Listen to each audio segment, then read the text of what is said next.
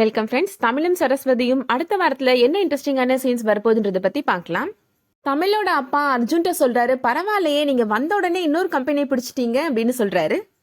கோதை இப்போ கார்த்திக்ட்ட சொல்றாங்க, மாப்பிள்ள சொல்ற கம்பெனிக்கு ஓகே சொல்லிருப்பா அப்படின்னு சொல்லிடுறாங்க. அர்ஜுன் ராகினி 2 பேருமே இப்போ அவங்க ரூமுக்கு போறாங்க. போற வழியில இருக்கிற தமிழோட ஃபேமிலி போட்டோவை வேணும்னே அர்ஜுன் தள்ளி விட்டுட்டு போறாரு. அந்த போட்டோ கீழே விழுந்து இப்போ உடஞ்சு போயிடுது. இதை பார்த்த உடனே எல்லாருமே ரொம்ப அப்செட் ஆயிடுறாங்க.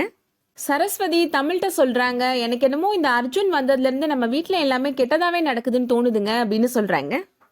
தமிழ் இப்போ சரஸ்வதிட்ட சொல்றாரு, உன்னோட பார்வைக்கு தான் அப்படி தோணுது, எனக்கு என்னமோ அர்ஜுன் வந்ததுக்கு அப்புறம் தான் எல்லாமே நல்லபடியா நடக்குதுன்னு தோணுது அப்படின்னு சொல்றாரு.